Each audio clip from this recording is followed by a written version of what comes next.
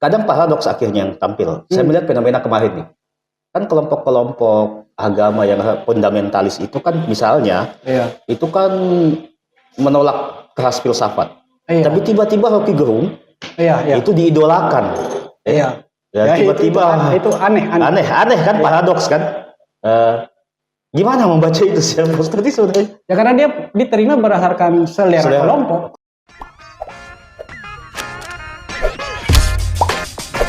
Welcome to Renaissance. Assalamualaikum Sobat Renaissance, ketemu lagi di sini. Nah, kita akan bincang-bincang satu tema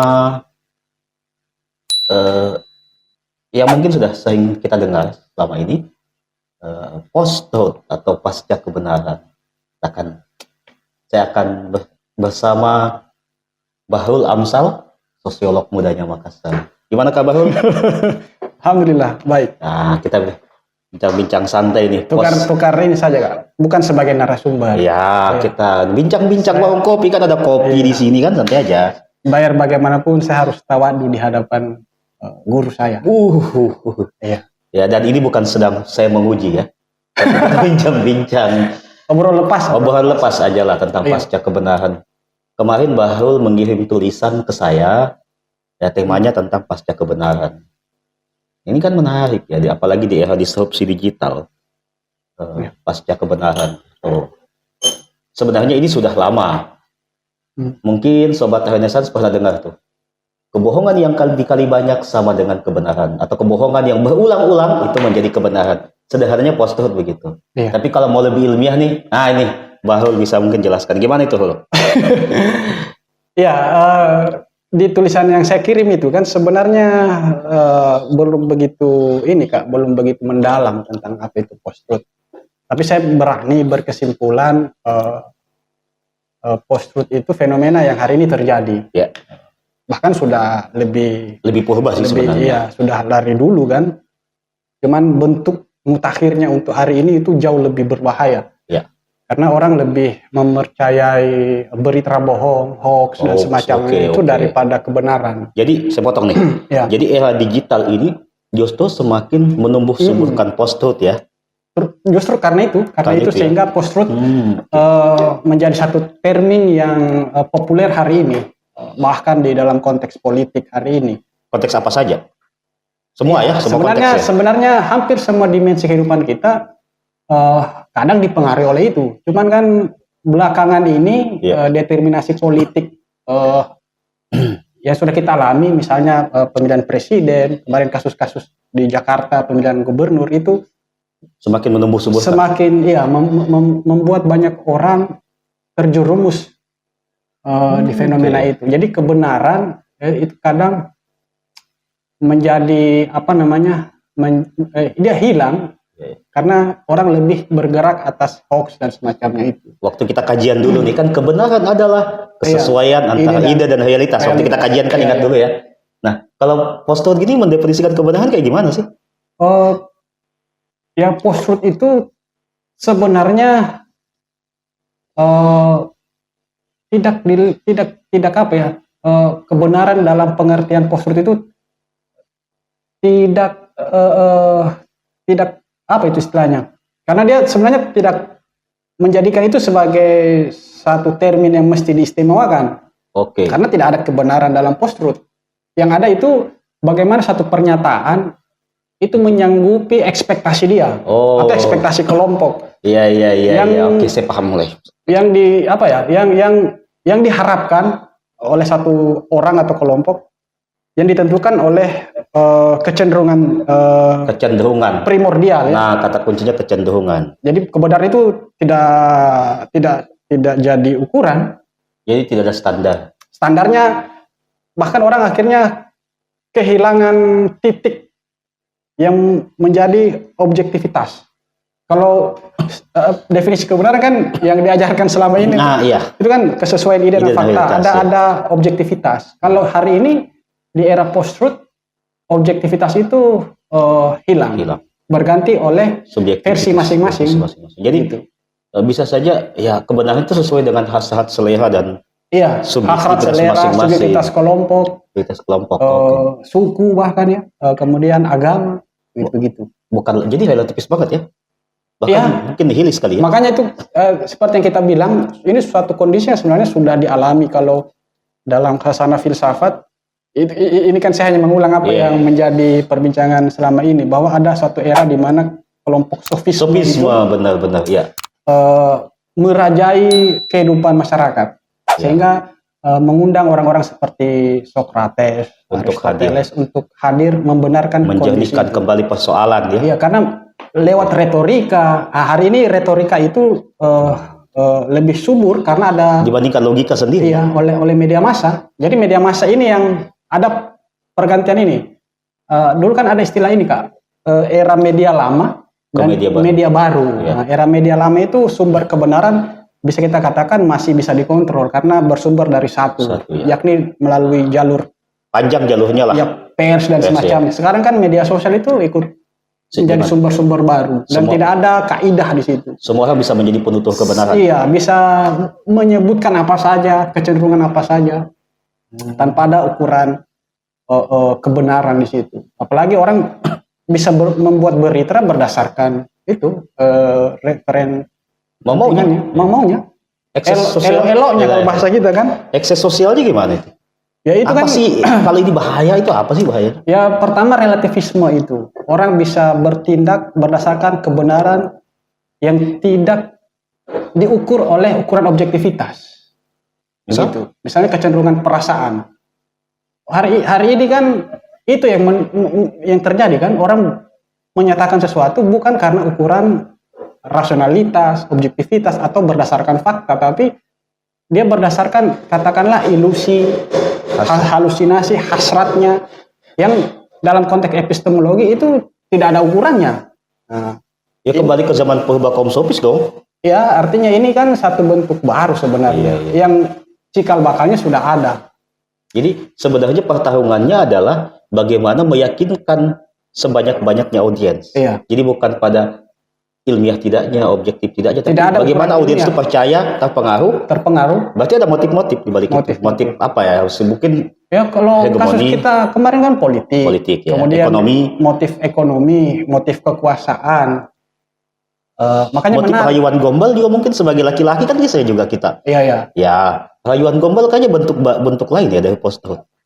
Ya, misalnya begini, ketika itu kita lihat dalam relasi perempuan dan laki-laki kan, ya. media massa saya kira contoh yang paling Paling tepat untuk mengilustrasikan itu bagaimana kebenaran itu dinomorduakan daripada yang pertama kali adalah rayuan bahasa melalui kata-kata atau Retorika yang membius, retorika yang melenakan pembaca. Jadi orang lebih tertarik karena clickbait. Tidak beritanya mungkin ada tapi tidak berdasarkan asas jurnalisme. Nah, sehingga yang diberitakan itu cenderung lebih mengedepankan unsur-unsur sensualitas, seksual. sensual. Seksual atau sensual nih? Sensual. Oh, Sensual, sensual. ya. Iya. Lain lagi kan? Lain lagi. Itu kan di video yang lain. Iya, siap. Kita yang lebih ahli kan, kira-kira kan. Oke. Nah, itu yang terjadi ya. Apalagi kalau dalam hubungannya dengan budaya patriarki, nah itu kan media kadang Laki-laki mendominasi ya. ya bahasa-bahasa maskulinitas itu seringkali ini dimanfaatkan oleh konteks hari Termasuk ini. bahasa agama kali ya. Bahasa agama. Membela agama. Nah, itu kan fenomena belakangan kan. Penistaan agama. Penistaan kadang-kadang. agama, kemudian apa namanya itu ya? Kasus kemarin kan agama seperti yang kita katakan itu kan ya, lebih mengedepankan nuansa irasional dan semacamnya itu daripada kebenaran yang berbasis fakta. Post-truth itu saya kira itu sebenarnya sih. Kalau di tulisan itu, kalau nanti mungkin teman-teman bisa Akan terbit nanti. membaca itu, saya sudah tulis di situ post-truth itu gejala yang memang sudah ada sejak masa lalu. Bahkan di konteks negara kita misalnya, kita punya kasus kelam atau peristiwa kelam tentang 65. 65 ya. Nah, itu bisa kita sorot sebagai satu bentuk post-truth tanda petik, karena di saat itu penguasa mendominasi kebenaran berdasarkan versinya, bukan berdasarkan fakta-fakta melalui temuan sejarah, temuan para sejarawan dan semacamnya itu. Tapi Sehingga kita terpaku kepada satu kelompok dan menjustifikasi itu sebagai kelompok yang mesti kita enyahkan dan hilangkan. ada kan istilah juga ya glorifikasi. Glorifikasi kan melebih-lebihkan suatu fakta. Ada faktanya tapi dilebih-lebihkan. Tapi kan kadang juga itu penting loh untuk mengagitasi massa, membangkitkan semangat massa. Misalnya kita telah dijajah 350 tahun, faktanya kan enggak. Iya. Tapi kan ini efektif untuk mengagitasi massa supaya bangkit melawan. Betul, iya. Tapi kan berarti ada juga kadang dibutuhkan ya dalam sebuah propaganda sosial misalnya. Tadi kita bilang kebenaran itu bisa hilang karena kebohongan yang berulang-ulang disampaikan berulang-ulang. Iya. Fenomena ini kan sebenarnya ada di kepemimpinan Hitler. Ya, itu dari situ. Ya. Salah satu contohnya di situ. Tangan kanan Hitler saat itu siapa? Goebbels atau siapa itu kan mengatakan itu, bahwa kebohongan yang diulang-ulang akan diterima sebagai satu fakta di satu hari nanti kan. Nah, glorifikasi itu perannya kira-kira seperti itu, begitu. Sehingga fakta yang ada tertutupi melalui glorifikasi, gitu-gitu. Jadi ekses sosialnya itu payah juga ya. Akhirnya ketika kebohongan diterima sebagai opini kolektif, opini bersama, akhirnya namanya hidup di atas kebohongan, jadi hidup jadi absurd ya. Kasus ini Kak, pernah kan kita dihebohkan oleh kelompok yang mempopulerkan kembali konsep kosmologi bumi datar. Bumi datar, ya, benar. Okay. Itu kan bahkan sampai hari ini ada yang masih bumi itu masih datar kan. Ya. Itu kan konsep kosmologi abad pertengahan kan. Yang dihidupkan kembali. Dan ini kan sebenarnya makanya nanti post-truth itu anti sains. Anti sains. Dia tidak membasiskan pernyataan itu kepada temuan sains. Ya, jadi bumi datar itu kan sebenarnya fenomena yang bisa kita katakan anti sains. Kenapa? Karena argumen atau asumsinya menyangkut konsep kosmologi itu tidak berbasis fakta terbaru. Yang menganggap bumi ini seperti konteks di masa lalu datar, kemudian ada sisi-sisi di mana ada gunung ditinggali oleh para dewa-dewi itu, dan neraka ada di ujung yang lain. Itu kan fenomena yang hari ini kembali dihidupkan dan anehnya menyebar dan diterima oleh banyak orang. Tapi kan kalau mengacu ke kasus bumi datar ini kan basisnya agama loh. Agama, iya. Ya. Kontra sains tapi basisnya agama dengan pemahaman agama yang ortodoksi. Iya. Jadi kalau begitu agama menjadi penyumbang. Betul dong. Tidak bisa juga kita katakan seperti itu kalau saya Kak sih. Iya. Karena saya meyakini agama itu berisi konsep-konsep yang sesuai dengan akal atau rasionalitas kita sebagai manusia. Itu memang ada dimuat di dalam teks-teks agama, baik Al-Quran maupun Alkitab. Kemudian Al-Quran. Tapi kan tidak eksplisit menyebut. Tapi gini maksud saya, kalau bumi datar itu kan berbasis dalil menolak sains, tapi berdasarkan dalil-dalil agama, sehingga agama bisa menjadi basis. Post-truth. Ya lebih tepatnya pemahaman keagamaan mungkin ya. Nah, akhirnya kan post-truth ini bisa berefek juga pada yang Bahrul tulis itu pasca spiritualitas. Iya.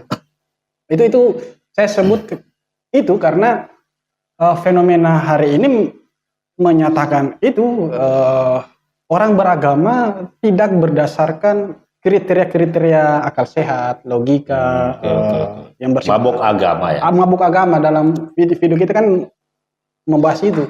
Jadi dia dasarnya fantasi atau ilusi gitu. Nah, kembali nih kepada kita lebih pada pendekatan sosial ya, bahwa post-truth itu melahirkan ekses sosialnya. Kita hidup dalam opini kolektif berbasis kebohongan. Post-truth itu pada saja tujuannya adalah agitasi ya, untuk sebuah tujuan hegemonik mungkin ya. Untuk konteks politik, dia demi satu kepentingan kekuasaan tertentu. Meskipun saya sempat menyinggung di tulisan saya itu di bagian-bagian akhir, post-truth itu kadang bisa berfungsi sebagai otokritik, begitu Kak. Jadi dia bisa menjadi wacana tandingan terhadap ortodoksi kebenaran yang sudah sedemikian mapan. Gimana itu? Artinya dia punya apa ya, kemampuan merelatifkan kemapanan.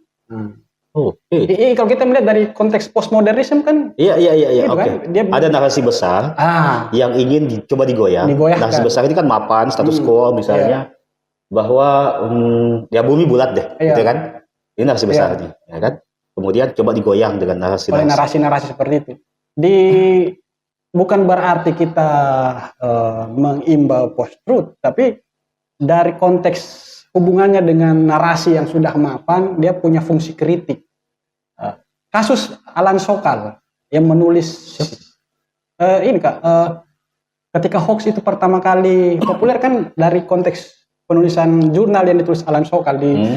Dia kirim tulisan ke suatu jurnal, kemudian ternyata isinya itu penelitian abal-abal.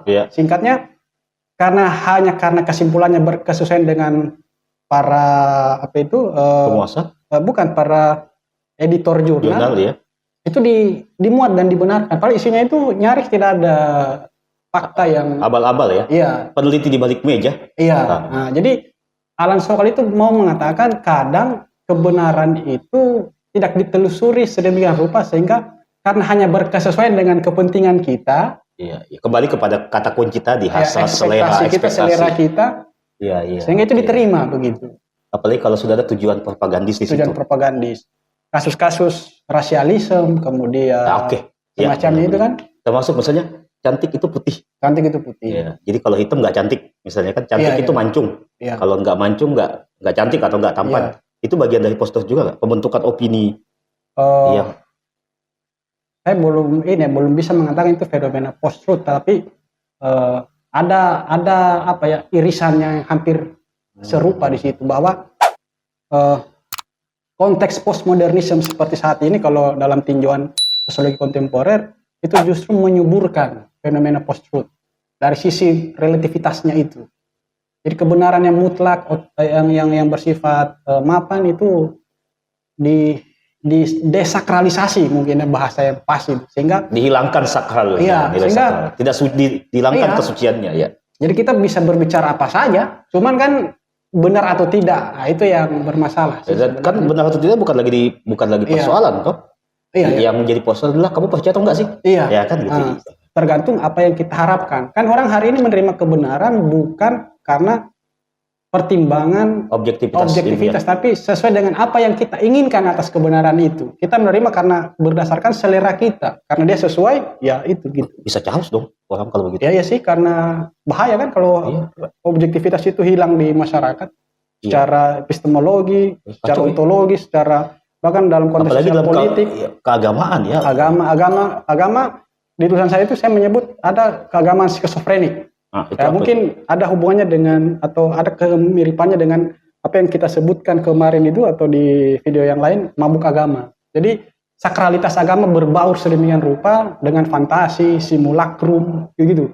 Sehingga, apa itu simulakrum? Perlu diperjelas nih. Ya simulakrum itu apa ya? Istilahnya secara teknis diperkenalkan oleh Jean Baudrillard. Itu menyebut satu dunia di mana fantasi dan kebenaran itu sulit dibedakan. Begitu, di mana imajinasi jauh lebih utama daripada fakta. Dan ini hidup dalam bayang-bayang ilusi. Dan ini yang hampir tiap hari kita bersentuhan dengan itu di media sosial. Kadang satu fenomena yang kita sebut glamorifikasi, diglorifikasi dan semacamnya itu kan membangun fantasi begitu. Sehingga apa yang tampil di layar tidak sesuai dengan fakta, bahkan melebihi fakta. Begitu. Sehingga orang tercerabut dari konteks realnya begitu, konteks kehidupan hariannya. Kasusnya yang paling pas untuk kita sebut gitu. Misalnya kita sebut aja deh. Kasus misalnya penistaan agama yang kemudian mengagitasi massa untuk demo berjilid-jilid. Ya kan? Itu kan ada kayak soal jumlah massa. Itu kan perdebatan saja itu sekian juta atau sekian ribu. Tapi orang lebih menyukai sekian juta karena ada fantasi menyangkut kebesaran.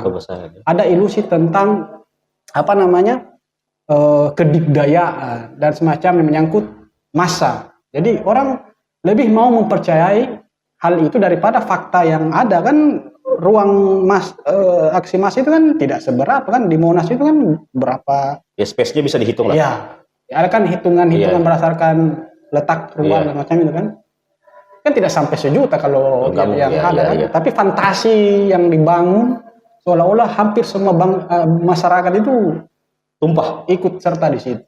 Oke, jadi akhirnya chaos bisa menjadi chaos sosial, apalagi ketika agama dibawa-bawa. Ya itu berbahaya. Saya kira Kak, kalau kita hidup berdasarkan fantasi. Nah, ada satu buku yang menarik yang sekarang banyak diperbincangkan. Mungkin ada kaitannya dengan post-truth, ya, The Death of Expertise. Matinya kepakaran, kan? Jadi saya bisa aja gini, Pak Quraish Shihab sudah kuliah, belajar puluhan tahun sampai dapat doktor tafsir, bahkan punya karya tafsir. Tiba-tiba ada fenomena, misalnya anak kemarin sore yang belajar agama juga nggak jelas di mana, bahkan mungkin hanya ngaji di YouTube atau cuma ikut pesantren kilat, tapi tiba-tiba memfalsifikasi otoritas dalam tanda petik seorang Profesor Quraish Shihab yang puluhan tahun belajar agama, bahkan sampai mendapat gelar profesor doktor di bidang tafsir, punya karya tafsir yang luar biasa. Nah, ya ini kan kayak kembali. Jadi the death of expertise itu ya, matinya kepakaran. Jadi seorang bisa ngomong apa aja tanpa perlu dalam, ya, hanya permukaan. Itu ada nggak kaitannya dengan jadi karena itulah justru post-truth demikian ini ya berbahaya, karena kepakaran itu dihilangkan di sedemikian rupa. Karena hilang, ukuran kebenaran itu dengan sendirinya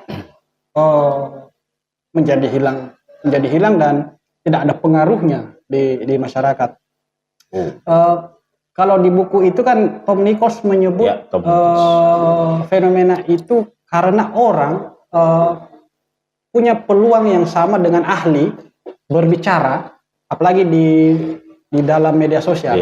Jadi semua orang bisa berbicara apa saja, tentang apa saja, ya, tentang apapun, ya. Jadi tiba-tiba sarjana teknik bicara agama, gitu kan? Di mana kepakaran itu yang menjadi utama di dalam otoritas, dalam hal ini kebenaran, itu tidak penting. Sehingga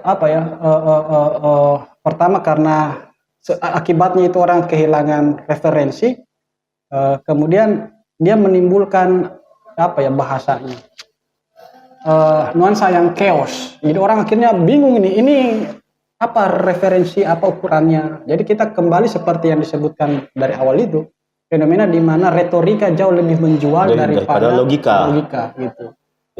Itu yang berbahaya dari sisi kebenaran. Ini juga mungkin ya kenapa misalnya fenomena ustadz-ustadz yang yang tegas, yang garang gitu ya, itu lebih diterima dibandingkan sosok Quraish Shihab yang lembut, ya. Karena post-truth kan menghilangkan kedalaman. Dia tidak bergerak berdasarkan artikulasi logika, argumentasi dan refleksivitas yang retorika yang demikian ini, ya. Itu kan untuk konteks hari ini orang cenderung menerima apa yang mereka harapkan sebagai kebenaran. Kalau dia bisa diterima dengan kapasitasnya dalam hal ini lebih instan, itu lebih mereka sukai. Jadi sosok misalnya, jadi gini ya,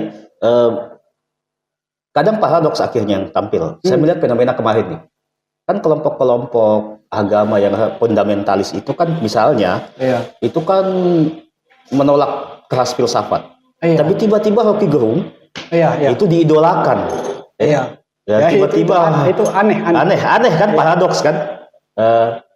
Gimana membaca itu sih post-truth sebenarnya? Ya karena dia diterima berdasarkan selera kelompok, ya. Meskipun awalnya yang diterima itu sangat bertentangan dengan kecenderungan mereka selama ini. Iya. Ada kan kelompok yang memang kelompok agama yang saya maksud yang menolak filsafat, menolak logika, bahkan menyebutnya sesat, kafir, yang menjustifikasi dengan dalil agama, dalil teologis, ya. Tapi ketika itu menguntungkan posisi mereka, diterima dan diamini, gitu. Jadi takbir lagi, Allahu Akbar, gitu. Ya, itu kan jadi apa yang mereka lebih suka ya, yang mana itu mendukung pendirian mereka.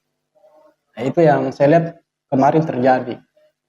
Nah, keberagaman yang schizophrenic, Yang gila. gila. Yang gila. Gila itu kan ujung-ujungnya destruktif. Ujung-ujungnya Jadi dia violence, kekerasan dong. ya itu ekses negatif karena dia sudah tidak mampu mempertautkan makna dengan fakta. Fakta.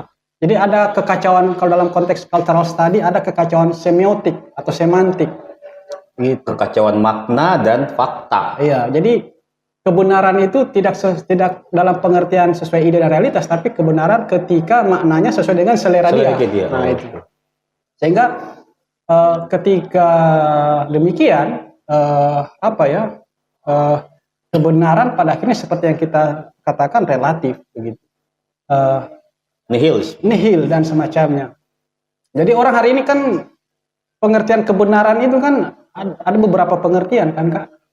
Tapi secara semiotik dan semantik itu kan dibelok-belokkan sedemikian rupa. Misalnya begini, karena orang lebih suka beragama melalui simbol, ketika dimunculkan figur agama yang menggunakan simbol-simbol tertentu, itu sudah dianggap figur yang merepresentasikan agama yang baik. Padahal kan secara semiotik atau semantik belum tentu kan. Makna Islam kan tidak sejajar atau semana dengan jenggot misalnya, jubah atau sorban itu kan bukan itu sebenarnya pemaknaannya kan. Bukan ke situ asosiasi pemaknaannya. Masih ada relasi makna yang lebih dalam dari itu. Dan itu tidak muncul di golongan-golongan seperti itu. Itu kekacauan semantik ini karena simulacrum itu. Jadi dia mengacaukan hubungan pemaknaan. Fakta itu berbaur dengan fantasi, ilusi, sehingga dia kehilangan basis faktual, basis objektif ya. Iya. Dan itu mempengaruhi pemaknaan pastinya. Iya, misalnya orang kalau sudah bersorban, berjenggot, sudah disebut beragama, padahal basis pemaknaan yang sebenarnya itu kan di lapangan belum tentu kan, meskipun dia demikian, tapi karena berperilaku negatif itu tidak dinilai. Yang dinilai itu kalau dia sudah berpenampilan Islamis sudah dianggap beragama, padahal bukan begitu makna apa yang kita harapkan. Nah, itu yang terjadi itu, dan itu malangnya menjadi kepercayaan kelompok, kolektif sudah banyak diamini. Iya. Itu yang saya maksudkan, salah satunya keagamaan psikosofrenik. Dari kata psikosofrenia. Salah satu penyakit dalam dunia psikologi. Iya. Ya ujungnya kegilaan, irasionalitas, mabok, anti nalar. Ya kondisi mabuk lah. Mabuk ya. Oke, jadi bagaimana nih? Di era post-truth, ya kan saya dengar tuh, saya pernah baca juga bahwa sebenarnya di internet itu kan kita disajikan sebanyak mungkin, banyak sekali informasi, tapi katanya itu sebagian besar adalah sampah. Sampah, iya. Ya kan? Iya. Nah, mungkin Bahrul punya tips atau apalah gitu ya, bahwa bagaimana sih sebenarnya kita di era post-truth ini pandai-pandai ya supaya bisa selamat lah gitu ya. Itu kalau dalam pemikiran Baudrillard ada disebut implosi. Karena betapa banyaknya informasi dan kita kehilangan semacam waktu permenungan. Sehingga informasi yang kita serap itu menumpuk sedemikian rupa dan meledaknya itu bukan eksplosif tapi implosi. Jadi ledakan yang terjadi di dalam. Iya, di mana di ruang refleksivitas kita tidak bekerja lagi karena banyaknya sampah. Penuh dan tidak bergerak berdasarkan kaidah berpikir benar. Nah, solusinya adalah itu. Saya sering mengatakan kepada teman-teman, pertama misalnya anak-anak yang lebih muda di kampus atau di tempat lain, ini aja, perbanyak waktu untuk berpikir dengan cara kritis, lingkungan yang menghidupkan filsafat misalnya, tanpa harus meninggalkan agama ya. Nah, itu salah satu, kita melatih diri untuk berpikir kritis, reflektif. Ini pentingnya kita kembali ngaji, kajian gitu kan, dan diskusi, baca. Dipimpin oleh guru yang otoritatif. Ya memang pakar ya. Ya, yang memang tahu lah. Jangan asal ngaji kan pernah kita bilang kan, Iya. asal ngaji nanti bisa jadi Salah ngaji bisa salah jadi ngaji, teroris. bisa jadi teroris. Itu Iya, ya itu ekses paling berbahaya. akses paling berbahaya dan itu memang amat bahaya. Oke, kawan-kawan sekalian, menarik sebenarnya pembincangan tentang post-truth Ya. ini ya, pasca kebenaran dan efeknya akan menimbulkan social chaotic ya, kekacauan social sosial ya. Saat ini kita mendapatkan gambarannya sih sebenarnya dan ekses-eksesnya. Ya. Maka mari kita menjaga harmoni sosial kita. Ya. Dasarnya adalah dengan tetap menjaga daya kritis, nalar sehat kita, Betul. supaya kita tidak terombang-ambing di era post-truth. Terima kasih. Assalamualaikum warahmatullahi wabarakatuh.